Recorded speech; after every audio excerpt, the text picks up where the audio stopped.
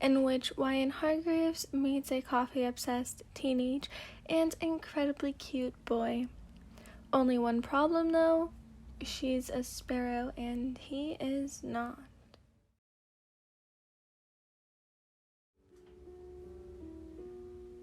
Out of here, my dad spat out. You've been the biggest disappointment. I wish I could say he was being overdramatic, but he definitely wasn't. My dad never got dramatic, apparently because he was only being honest, and I don't remember honesty being so cruel. I don't suppose you know why that is, I said, narrowing my eyes in spite. I'm going to be blunt. I hated him with every single fiber in my body. First off, his name was Reginald. Who the hell would name their child Reginald? It was like an alien named a baby with the first name they could think of. Second, he definitely failed at the basics of parenting. It's because you refuse to use your powers, he said, crossing his arms against his chest. I rolled my eyes.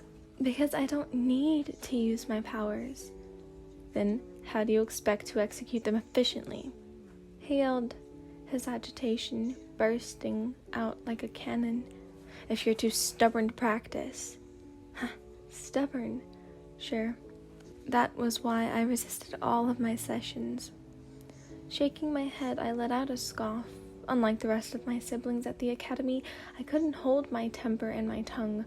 I didn't see the point in pretending to show respect for someone I didn't respect in the first place.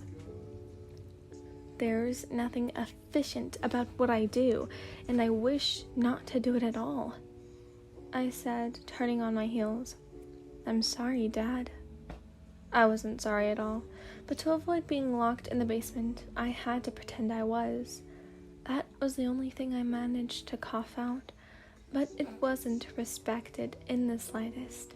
I'm sure he noticed the hatred underlying my words, but he didn't care. Storming down the hallway, I let my hair fly behind me wildly. It was the third time I had been called into his office for a lecture, and it was only Tuesday. Tuesday, the second freaking day of the week. Stomping down the stairs, I narrowed my eyes and tried to look unapproachable. I didn't want to talk to anybody. I just wanted to make a peanut butter sandwich and kick faces off their pedestals. Apparently, it didn't work, because a voice called out to me as soon as I passed by the living room. I heard Dad yelling at you, Ben said, flipping through the pages of his latest novel. Again? I should have expected he'd be eavesdropping. Even though his powers weren't anything extraordinary compared to the rest of the academy, he often got a big head because he was Dad's favorite. Mind your own business, I hissed, narrowing my eyelids. I was trying to, he said, but you guys were so loud, I couldn't help but listen. Just wait till I ditch this place. At least then, you won't have to worry about the noise. Ben snapped his book closed faster than I could blink. You're leaving? Thinking about it. And why would that be?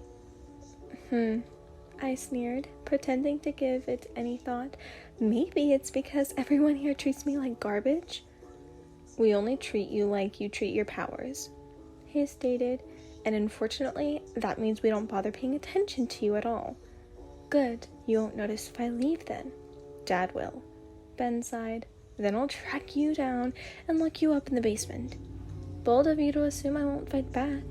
He laughed, as if I had just said the funniest thing in the world. I didn't think I said anything humorous.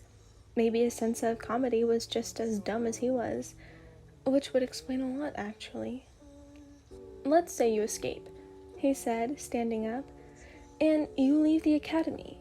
Where are you going with this? Where the hell do you think you'll go? Somewhere? That won't cut it. He frowned. Your powers can't help you, and I'm guessing no one else will. Frick you, Ben, I said, generously giving him 2 of my fingers. Go suck up to Dad some more. Rolling my eyes, I turned on my heels and began to walk to the kitchen. I barely made it out of the living room when the floor began to shake. And no, that wasn't normal. It was like an earthquake of some sort, but that wasn't common at all for New York. Suddenly, I heard surprised screams from upstairs, and all of my siblings came running down to the living room. "What the hell's going on?" Faye yelled, ducking near the bar. Ignoring the question, I dove into a chair, curling myself into a ball. If I die today, I might as well die in a green velvet chair.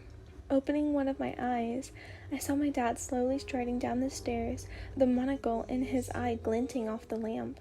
"Dad," Ben said, "what should we do?" Ugh, typical Ben, always asking someone else for help. Before anyone could answer the question, the lights flickered off, and a giant whoosh echoed around the room.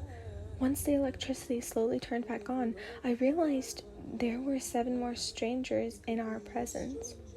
Who the hell? How the hell? Actually, what the hell? As soon as they arrived, the earthquake stopped immediately, like some sort of timed entrance. None of them were familiar at all. As the rest of us stayed hidden in confusion, we watched as the greasy-haired intruder began to approach the fireplace. "Guys," he said with worry, "why is there a painting of Ben over the mantelpiece?"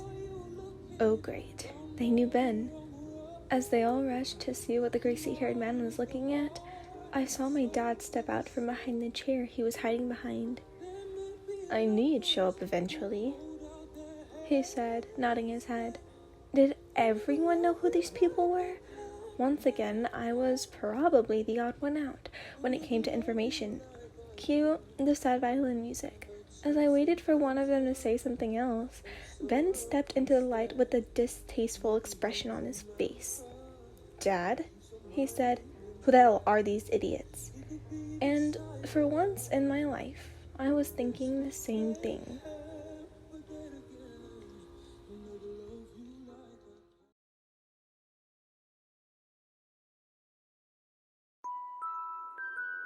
If you're listening to this, I hope you have an amazing day, afternoon, or night, whenever you are. I'll see you next time. Goodbye.